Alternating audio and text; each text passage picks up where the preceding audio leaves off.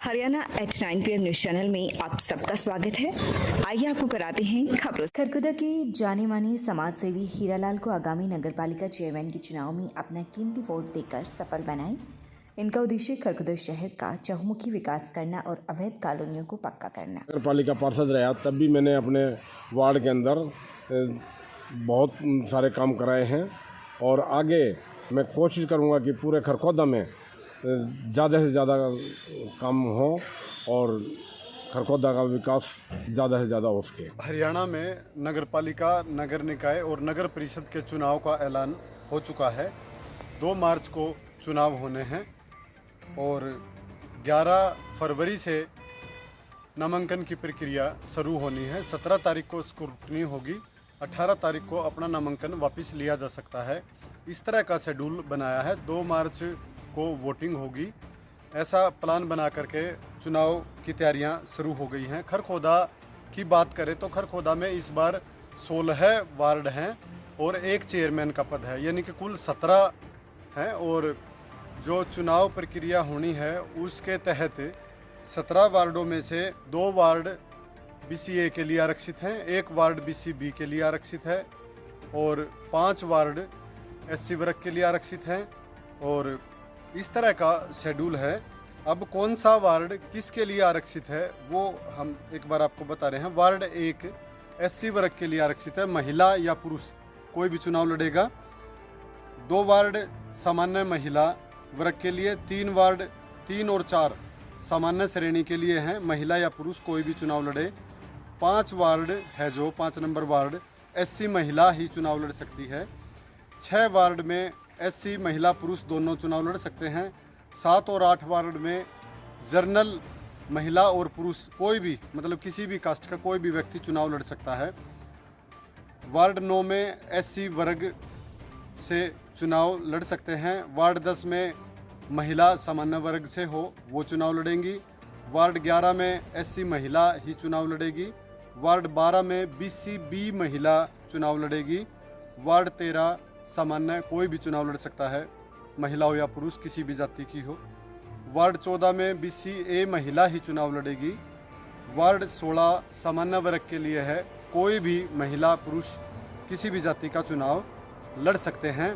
इस तरह का शेड्यूल है। अगर वोट की बात करें तो कुल मतदाता खरखोदा शहर में 20,149 मतदाता हैं, जिनमें 10,644 पुरुष हैं और 9,502 महिला मतदाता हैं। इसके अलावा 3 थर्ड जेंडर मतदाता भी खरखोदा के एरिया में हैं। इस तरह का चुनाव रहेगा।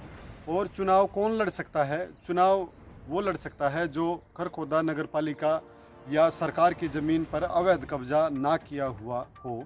उसको इस संदर्भ में एफिडेविट देना पड़ेगा। अगर एफिडेविट झूठा निकला तो उसका पार्षदपन या जो चेयरमैन का पद होगा वो भी गंवाया जा सकता है। इसके अलावा अगर पहले कोई मामला सामने आ गया तो पहले उनका नामांकन फार्म भी रद्द किया जा सकता है। इस तरह का चुनावी शेड्यूल रहेगा।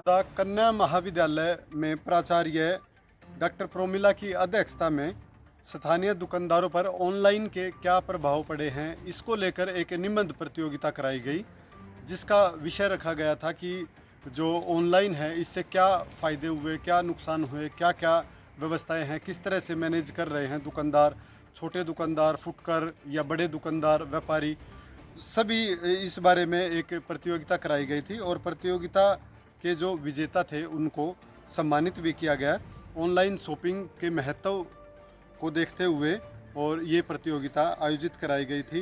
प्रतियोगिता में अंशी ने पहला, मुस्कान ने दूसरा, हर्षित व चंचल ने तीसरा स्थान प्राप्त किया। इसी तरह से दीक्षिता, नीलासी, निर्मला व बबली को सांत्वना पुरस्कार भी दिया गया। इस अवसर में निर्णायक की भूमिका डॉक्टर नमिता, सविता व पूनम ने निभाई और विजेताओं को प्रिंसिपल की तरफ से सम्मानित किया गया। 12वीं कक्षा की परीक्षाएं शुरू होने वाली हैं। इसी बात को ध्यान में रखते हुए और बच्चों को शुभकामनाएं देते हुए मटिंडू मार्ग पर स्थित bright ways international public school में एक हवन यज्ञ किया गया और इसके बाद बच्चों को शुभकामनाएं दी गई।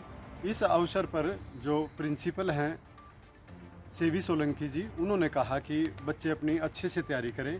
पिछली बार भी विद्यालय का रिजल्ट बहुत अच्छा रहा था, अब की बार भी उन्हें उम्मीद है कि इस बार भी बच्चे खूब मेरिट में आएंगे और अच्छी मेरिट परसेंटेज प्राप्त करेंगे। के राजकीय कन्या वरिष्ठ माध्यमिक विद्यालय में एनएसएस कैंप चला हुआ है, जिसकी कार्यक्रम अधिकारी प्रोमिला हैं और प्रिंसिपल नीलम दलाल के नेतृत्व में ये कार्यक्रम चला हुआ है। इसी एनएसएस कैंप के दौरान छात्राओं को और अधिक जागरूक करने के लिए उन्हें गौशाला का और विभिन्न धार्मिक स्थलों का भ्रमण कराया गया और गौशाला में जाकर उन्होंने देखा किस तरह से गौशालाओं में गायों का प्रबंध किया जाता है, कैसे चारे की व्यवस्था होती है, कैसे उनके स्वास्थ्य का ध्यान रखा जाता है। इस अवसर पर छात्राओं ने खुद चारा डालकर गौ सेवा भी की, वहाँ श्रमदान भी किया। इसके साथ साथ दादी पिलासन मंदिर और ऐतिहासिक नारायण आश्रम मंदिर में भी छात्राएं पहुंची और वहां की मैनेजमेंट प्रणाली की भी उन्होंने देखा किस तरह से मैनेज किया जाता है। इस अवसर पर एसएमसी के जो मेंबर हैं और खरखोदा हाल का विधायक पवन खरखोदा के जो पिता हैं आज़ाद सिंह बोरिया जी, वो भी उनके साथ रहे। डॉक्टर सेठी अमर अस्पताल, a unit of tulip hospital अब आपके शहर खरखुदा में जनरल सर्जन और स्त्री एवं प्रसूति विभाग 1 दिसंबर 2024 से 24 घंटे उपलब्ध रहेंगे।